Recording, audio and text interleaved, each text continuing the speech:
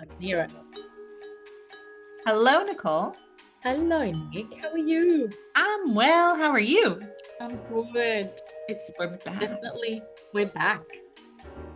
Things are Yep. heating up, hey? Getting busy here.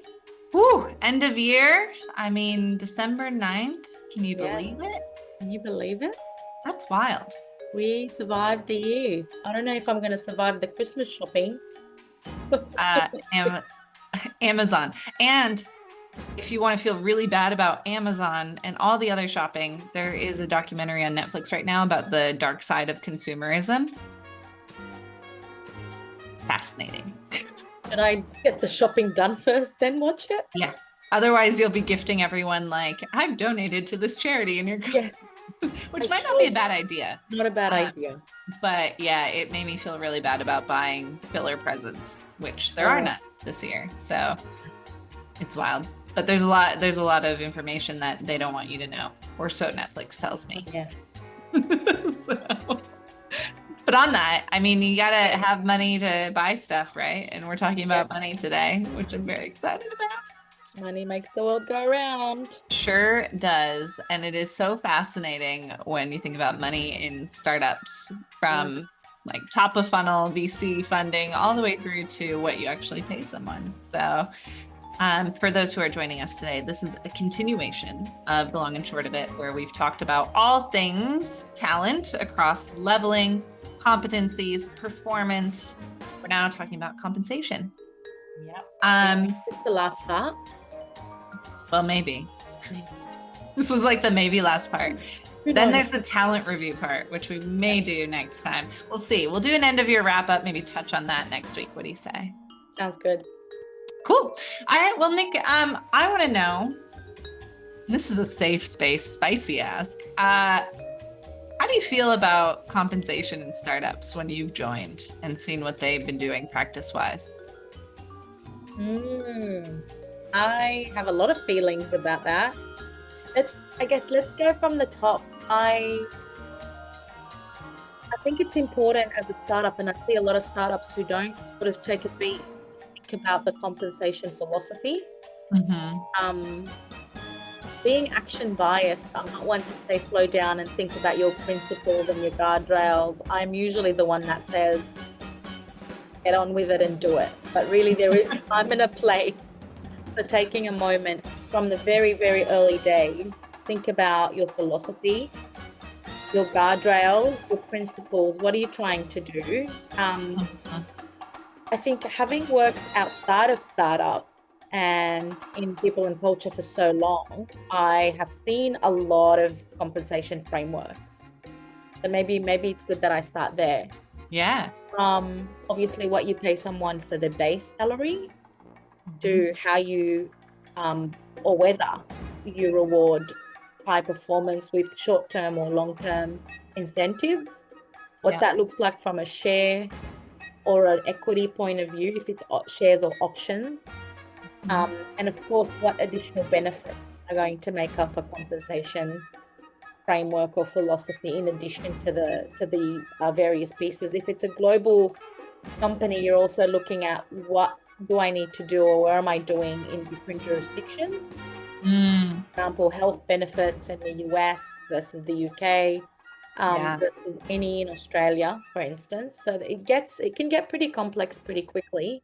Layer on that, if you have a sales function, what are you doing for sales incentives in your company? So I think before it all gets too big and it gets away from you, taking a moment when you're a small company and thinking about your philosophy and your approach, Yeah. important. Getting that finance advice and that people and culture advice Mm-hmm. is also important. I think, and I'm not a finance person, so there's people out there that can speak to this next point better than I can, but there are tax related bits and pieces, that's a professional term, Yeah, of course. The bits and pieces. Yeah. totally, that you need to be aware of if your startup is up to 10 years old.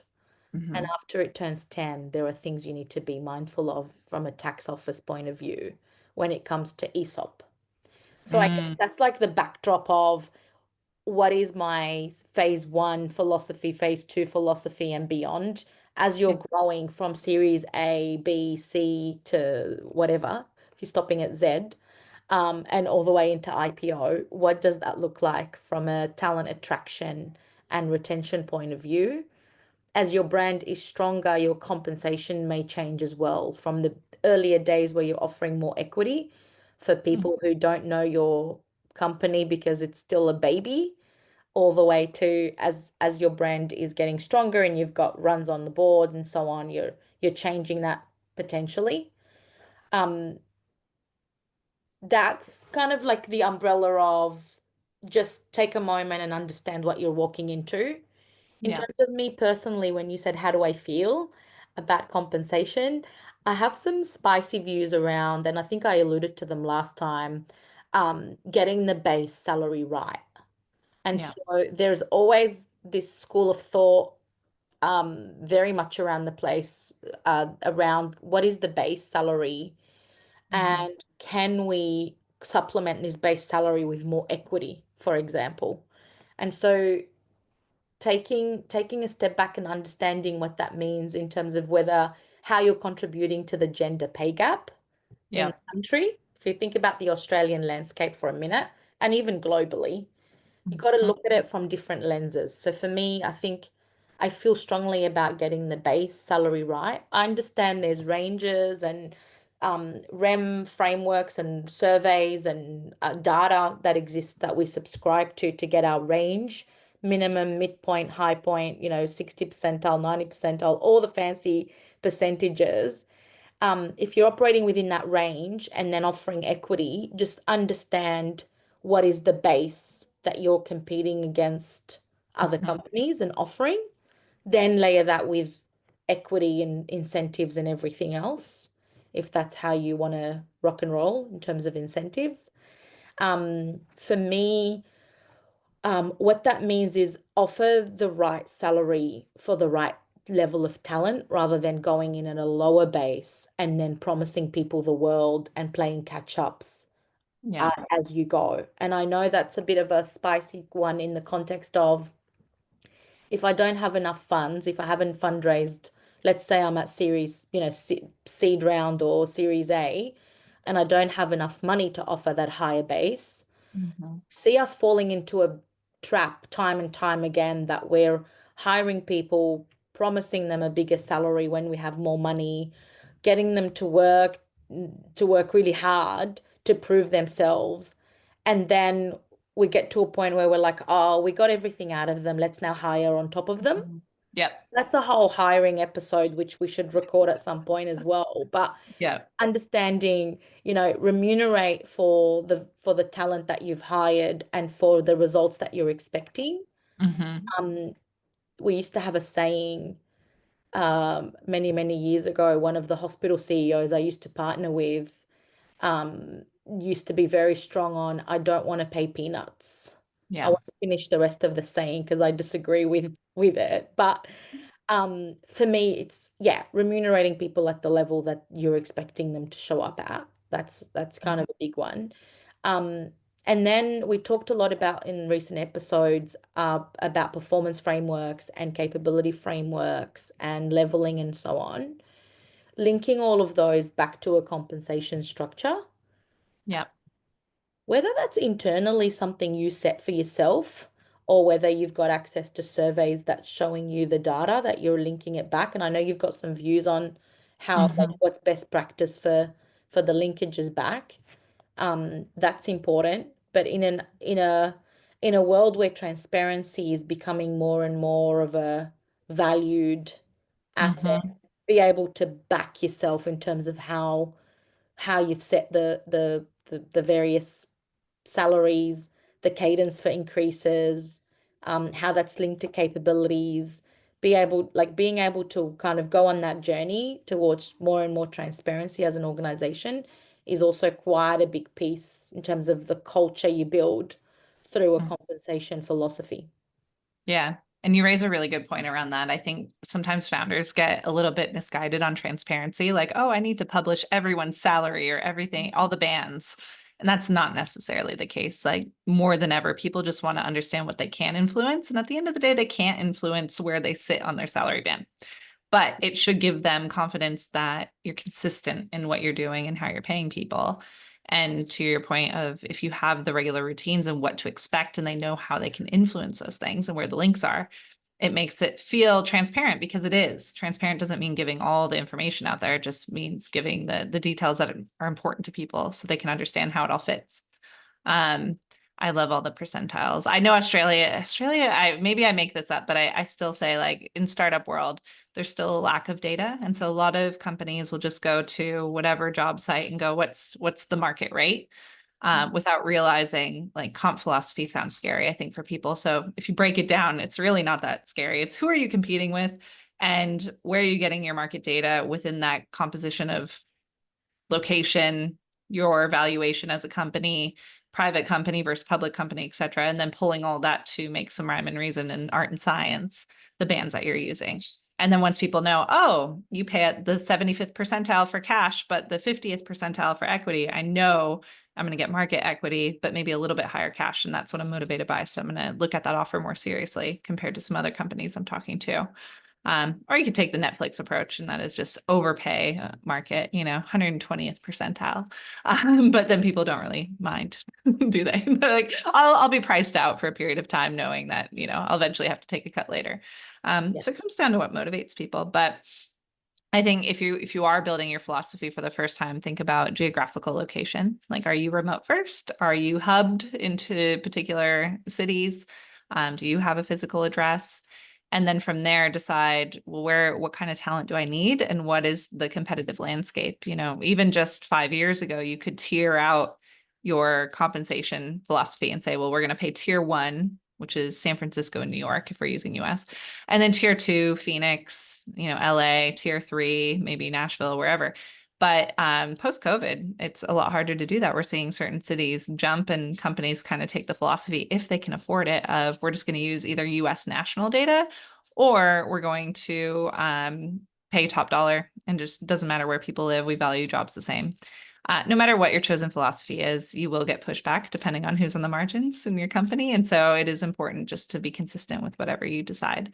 But percentile strategy, location, and then also thinking through the connectivity. So if you're a pay for performance culture, then you want to think through how wide are the bands and the ranges, because if we offer upwards of 7% each year because we're a high performing pay for performance culture, but the bands don't allow for that, then you're going to get managers pushing for premature promotions. And so you want to think about all the behavior you're incentivizing with the tools that you're giving. And ultimately, that's what this is. It's a tool for management to be consistent and not unintentionally continue the gender pay gap, which we know is still an issue, among other things. So. And I never negotiate. I think that's another thing to think about, is like, if you have a negotiation culture when people come in, because you mentioned like base salary, getting it right. And I have mixed views on this, because I think I know some companies go, there is no negotiation. This is what it is. And I admire that. But then you still have to factor in pay for performance to not get a culture of complacency later on. But then there's other cultures where it's like, yeah, we want you to negotiate, but we know that you're within range. So if you end up negotiating higher, we'll just change the comp for people who are already in role and similar. Yeah, nice. Yeah.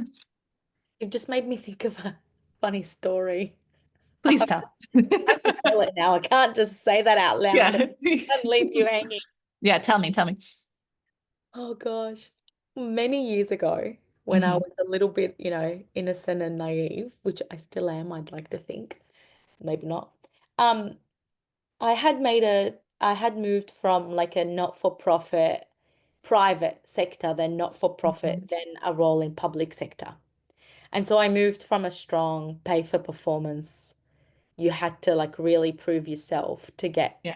your um uh base salary increase, your short-term incentive, and your Mm-hmm. and your shares Oh, when wow. in private. And then of course in not-for-profit there was no shares. So when you got your bonus or your base salary increase. Anyway, so I was very kind of I had a very strong mindset about pay, like performance related increases, and grew up in that world for many years. And then I took on a role in the public sector, and within my first week, I got an email saying, here's a pay increase. because we've adjusted our ranges within our our public sector agreement or something, right? Ah, And and uh, uh, someone other than me would just go, "Oh, thank you." yeah. No, I wrote an email back saying I don't deserve this. I just started. It Not makes you think about understanding the yeah. public sector agreement world. And I know you, and anyway, my boyfriend, who's now my husband, was beside himself. He'll probably die knowing that I was telling you this story on a like recording You on said, no, don't give me the increase. I'm good. and we were like in the middle of getting married and Oh, renovating a yeah. house and like the peak of financial struggles, buying Yeah. furniture. And there I was rejecting a pay increase because I didn't think I deserved it. And he's I like, "How dare you say that? That's so naive. Don't undo, delete." Yeah. No, but I mean, it shows your work ethic. And when you have the pay for performance mindset, going to that other culture it's a culture shock, right? Like, It was a shock. yeah. I was in public sector for a while, and I remember I wasn't in long enough to experience it, but the woman who worked with me and was my boss, she was like, "This is so annoying. In order for me to get a pay rise, I literally have to go back to school and get this certificate. It has nothing to do with my performance," which by the way is awesome. And it was, she did like the work of 4 people. But because it was literally a competency based rubric, she couldn't get ahead unless she went back to school. And like, what kind of performance does that drive? Like it was, her work ethic was great. So it didn't really deter her too much during our time working together. But it could, you'd be like, why bother? I'm just going to go do my Thursday boxing class and morning tea and all the wonderful things public sector gave us. So There should be a moral out of that story, which is next time something like that happens, if you're watching and something like that happens to you, maybe consult someone else before you send a reply back. I think that's a great idea. Yes. Because And it's actually offensive to the recipient of my email. oh, Um, sure. it's like Yeah. some really senior person at the time, right next to the Minister for Transport, and it was offensive. So it could have been a career limiting move, 5 minutes getting in the Mhm. door. So don't do that. Think about take it graciously and say thank Mhm. you. Um, Yep. so maybe this is about what not to do. Don't do what Nicole does. And the other moral is, yeah, understand your context, and the fact that you're in for a culture shock. So understand that landscape Yeah. before you make a move. And if you're like me and you don't negotiate, it is a great practice when you're interviewing to ask what their compensation philosophy is. So Yeah. that way you can at least do your own research and know where your value is and align your level. Um, because if you don't self-advocate, then at least it gives you something to lean back on and say, thank you for the offer. However, you mentioned that you pay market rate. Market rate is X for Y location or whatever it is. That can help you at least make sure you feel valued on the way in and not play catch up. Yeah, definitely. Definitely. Amazing. Another thought I had when you were sharing your thoughts was just um really appreciating that some roles are specialized positions and specialized roles, and you need to pay top of market, even if that's going Mhm. against your philosophy, as an example, Yeah. because you need to get the talent, not just anyone in this role, Mhm. but the right talent for a specialized role. Um, Yes. I mean, I speak from my experience in healthcare and the types of, let's say we were trying to hire a brain surgeon in the middle of nowhere, and how do we attract someone like that into Mhm. the ecosystem as opposed to something else that was Yeah. always from a workforce planning. You've got a bigger problem in terms of workforce planning and so on, but that problem does absolutely exist in the startup ecosystem as well. If you need someone with Mhm. a specific skill set or some sort of wizard at some tool, and there's hardly any of them, in the country, then you need to really be doing your research around how you're going to approach the Mhm. for those roles, and being able to justify that to get it across the line. Yeah. Keep that in mind. I think that's a big one. Huge. And getting the right people to interview those folks because you might not have it internally already, right? We see this with the AI and ML engineers at the moment. It's like everyone's paying top dollar. But if you don't have someone who can vet those skills, and I've seen this with at least one of my clients in the past 6 months, you end up over leveling someone because they fit within your comp range, within your comp philosophy, because you didn't make an exception, or worse, maybe you did make an exception, and then you realize that person isn't actually the level you need. And they're well overcomped. And so it's important to vet, even though when you feel like, things are moving quickly, like have someone, an advisor or a technical person in your corner that can interview for you, and check those skills. But It's a big one. yeah, We're going through something similar too. yeah. Well, we have AI, talent. Oh, sorry, go ahead. the whole recruiting for, AI, ML, definitely not one size fits all. No, no. It's interesting. So we'll see as it continues and things change in January and hiring picks back up and all the predictions come true or not. But Can I say one more thing? yeah. Let's everybody, please, let's not go back to where where we were in 2022, where we're just throwing money at candidates, competing Uh-huh. with each other as companies, and taking this, elevating this mess by going higher and higher and higher in our salaries and just causing each other problems. Can we just all make a promise each other not to do that?